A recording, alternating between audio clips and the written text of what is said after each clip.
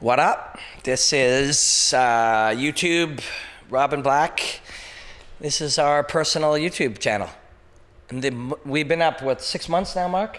We got like 7. We got like 200. 200. We sit around talking about fighting all the time. And it fucking boggles my mind. And it humbles me and fucking moves me that like tens of thousands of people are like, yeah, that's my guy right there. I want to see what he has to say about fighting. It really does. There are times where we'll go on and check something out and it'll say, you know, you have 12 new subscribers. I'm like, those are humans. Those are like human people who said, this is my guy. That's so cool. We're going to talk about Aldo versus Holloway. It's in Detroit. We're going. I'm pretty sure we're going. I'm going, and I'm pretty sure he's coming unless my friend has a 2-seater, which I haven't checked out yet. And even if he does, we could rent a car. Okay, we're going. We're going to Detroit, and we are going to see Holloway fight Aldo again. And fucking two geniuses, right? Just at different stages of their life. Let me say first, we are at Budo MMA. It is at 38C Apex Road in North York, Ontario. Friday is Black Friday, and it's like all gym memberships are half off, and I'm going to be here. Come and hang out. You should fucking start doing martial arts. It'll change your life. You really should. I think we're going to move in here, and we're going to make a studio right next door. So we'll follow Instagram at Robin Black MMA, and we'll be building the studio. So Aldo and Holloway in Detroit. First of all, Detroit's a killer town. If you've never been, I urge you to go for many reasons. We're going to talk about the fight, I swear. But for many reasons, among them is 1 million people moved out of that city. It used to be 1.8 million, now it's 800,000. What happens to a city, powerful, influential city, when 1 million people move? Large parts of it decay and no longer inhabited, and it's incredible to see. It's incredible to witness as a part of our history.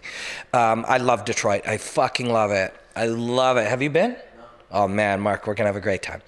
And so we will be interviewing, we'll get Max, maybe Wednesday or Thursday, we'll try to do it. We'll record it to show and we'll run it live on Periscope. We will get Eddie Alvarez while we're there, the Ream, and we will chat with all their coaches too. We learn a lot talking to their coaches. I think we know the right questions to ask, and they seem to appreciate it, so it's great. We enjoy it. Aldo versus Holloway, different stages of their career. Two geniuses. I'm going to put this right here. Lives are, and I think you can actually hear it from it, right? Yeah, kind of. Because of the nature of this mic. It is a real mic, by the way. So lives, if you imagine your life as kind of part of a flow chart, imagine as it meanders through time, you are constantly changing, right? You know, we know that we're constantly changing. Max Holloway was once a 12-year-old kid who didn't know how to punch and kick.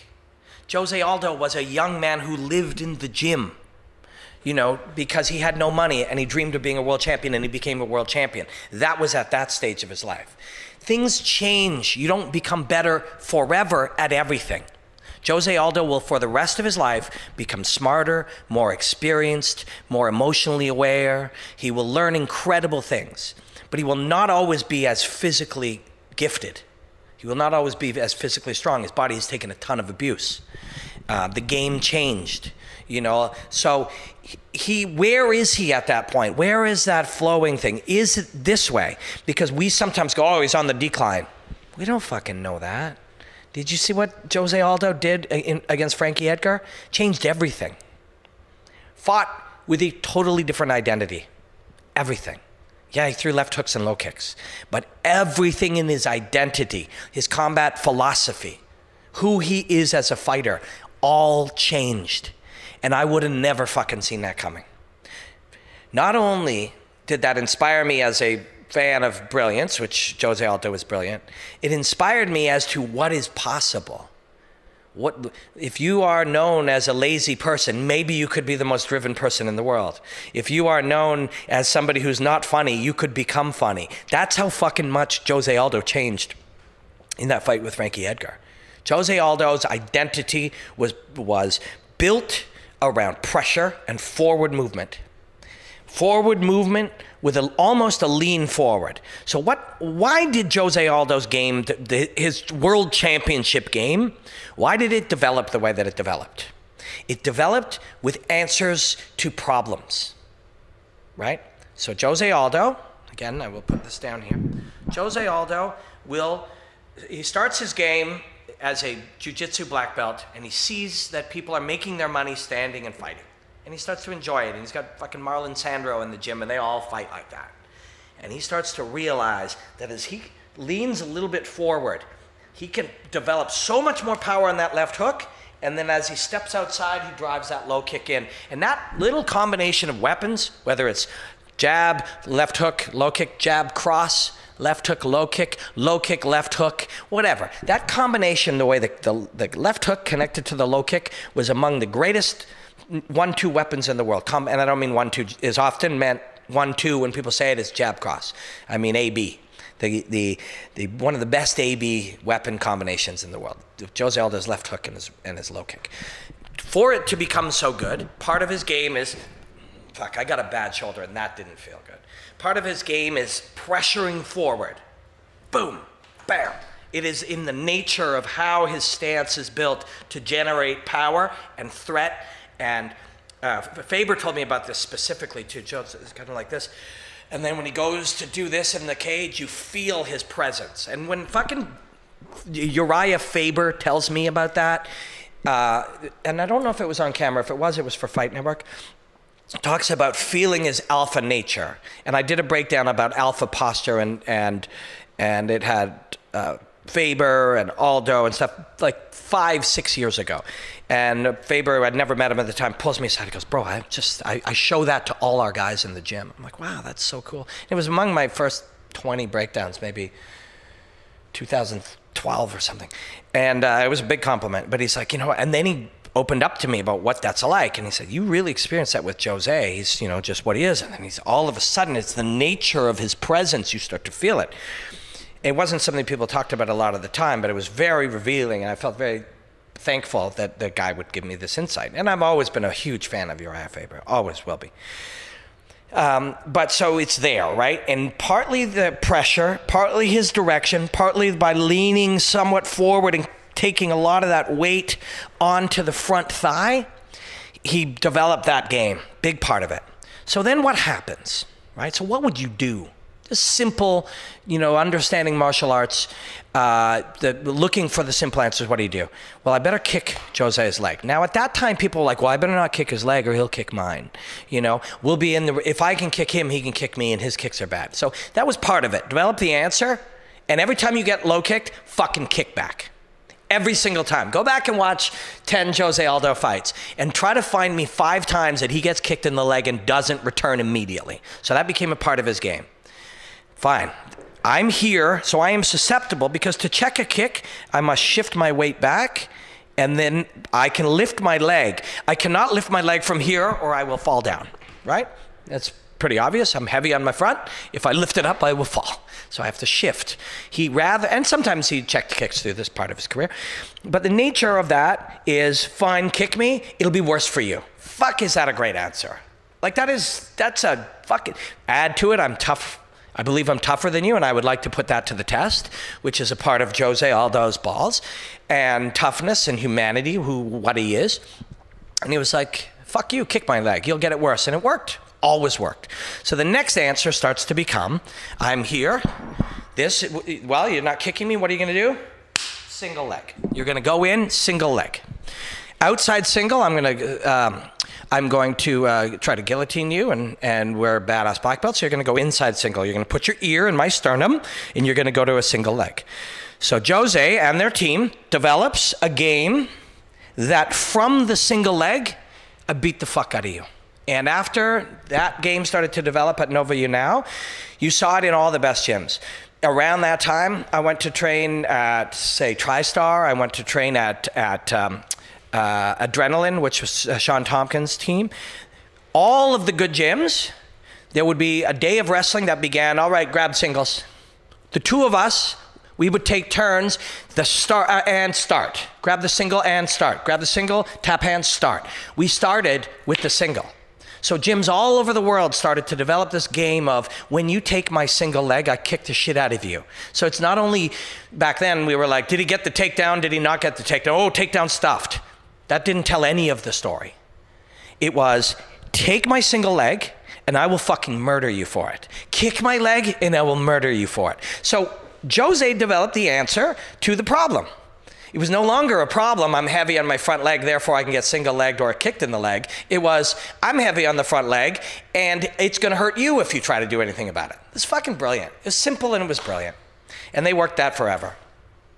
And that forward pressure-based style is what Conor understood was going to be the answer to beating Jose.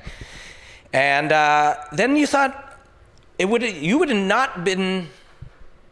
been sane to think, I think maybe that's it for Jose now. Everybody understands this game now. Everybody understands all you're going to do is draw him into the space and do it. And so what the fuck does Jose do when he goes to, and it's Jose, right? Not Jose? Yeah, because it feels weird saying that so many times now, even though I know that's his name. What does he do against Frankie? Frankie and Mark Henry, and fuck, I love Mark Henry. Right away, he blamed himself for not making the adjustments. But you know why he didn't make the adjustments? Because it was fucking shocking. Jose Aldo was a totally different guy. He drew back, and he fought that whole fight backing up. Dude hadn't taken one step back in fucking 10 years. Now he's fighting an entire long, tough, heavy fight against the best featherweight in the world at the time, my belief, Frankie Edgar. Fuck, it was incredible, incredible. So if he could do that, if he could find an answer to that and do it and change his identity completely, he can find an answer now. He can change completely. And he has to, because honestly, this blessed MMA kid, this Max Holloway kid, he's fucking brilliant. He's just absolutely brilliant. He kind of has everything. And I don't just mean like the old school everything, like he's good on the feet and he's a good wrestler, and he fucking has it all. And he has the mindset, and he's got the drive, and he's got the growth mentality to get better every day, and he understands getting the most out of his training sessions. And most of us find plateaus in our life and our growth. That's normal. That is to be expected.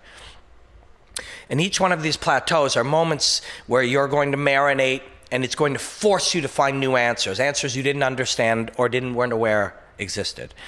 And some of those answers, those plateaus get easier to pass because you get better at finding the answers, the very act of searching for and finding the answers. You also get better at getting the most out of your time.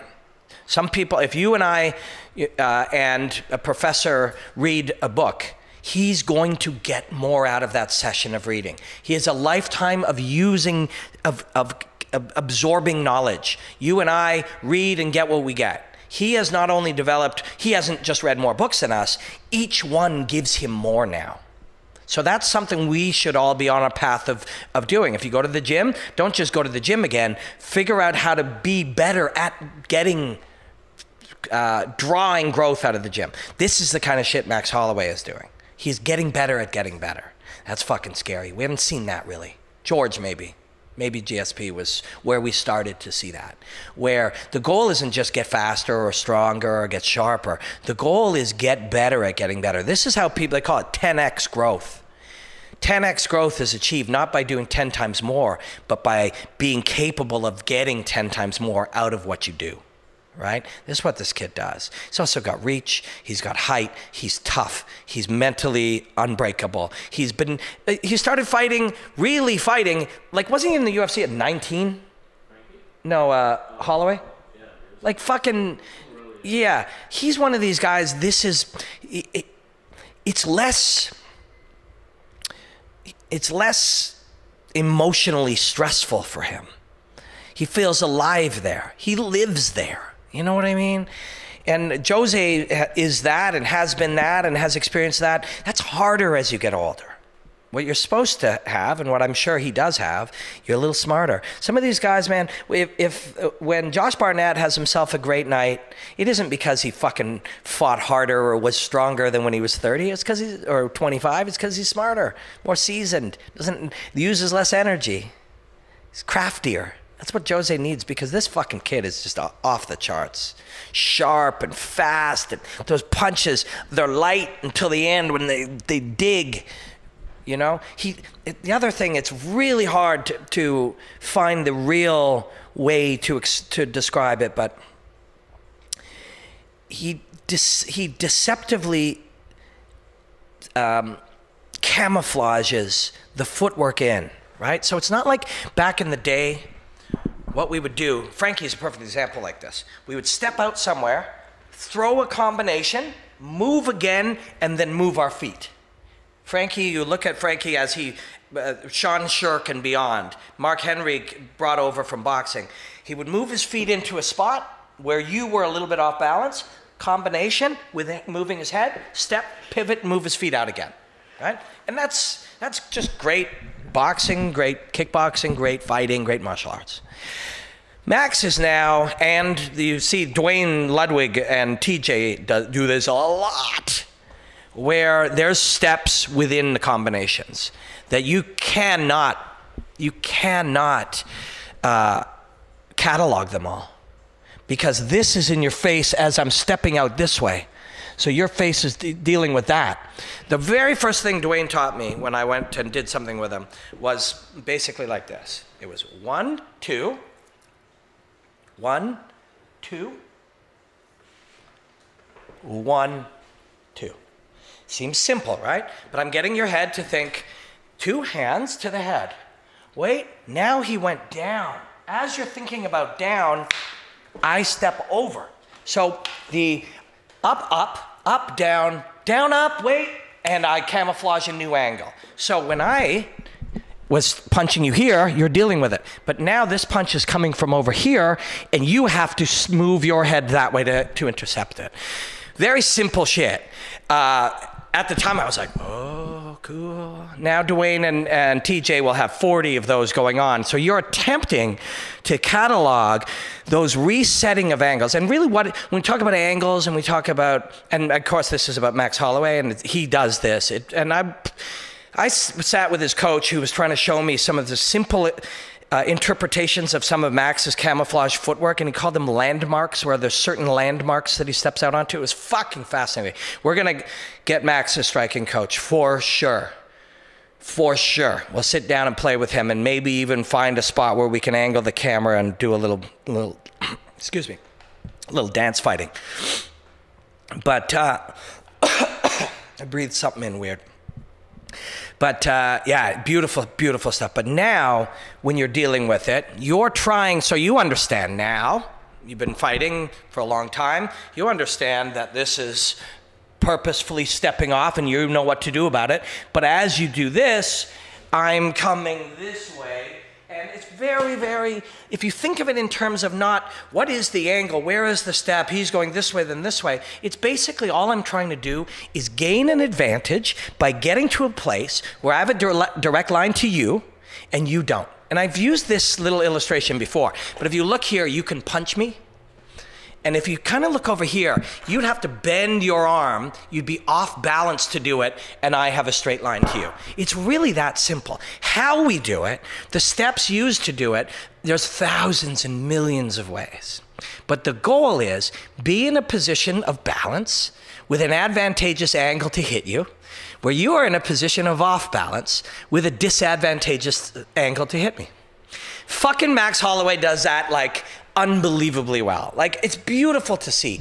And we're almost getting to a point where the really, really top level guys like Max Holloway, Kelvin Gastelum, the young guys, the young top guys, Cody Garbrandt, TJ Dillashaw, these guys, it's really tough. We can no longer do it even by saying, here's a shot, watch his feet, he steps over here, because we need to go back and explain these simple principles.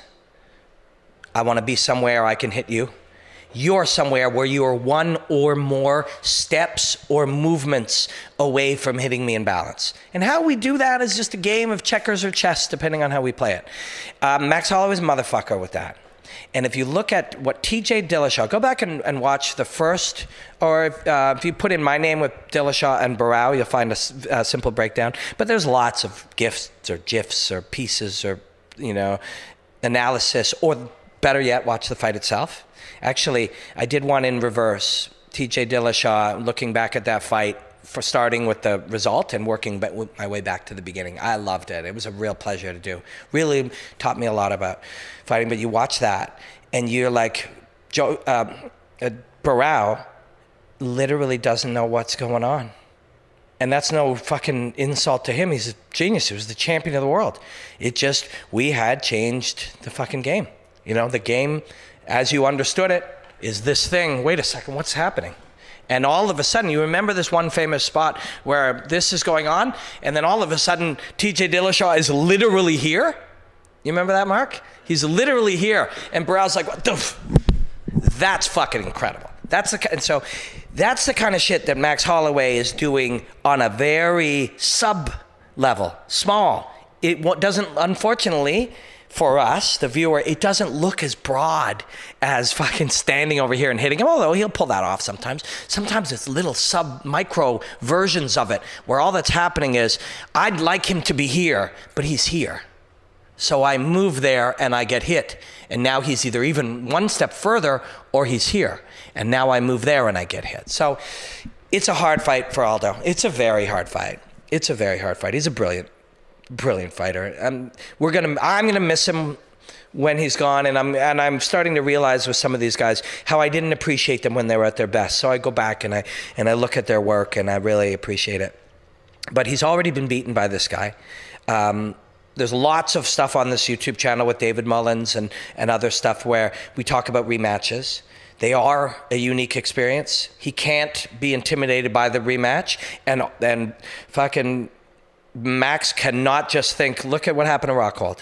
You cannot just be like, well, I beat him before, I beat him. You have to think of him as another opponent. You know things about him, but he is not that guy you beat. He's something else. He's the guy, because Frankie, and I love Frankie, Mark Henry, they're just, everything about them is inspiring, and they're fantastic humans.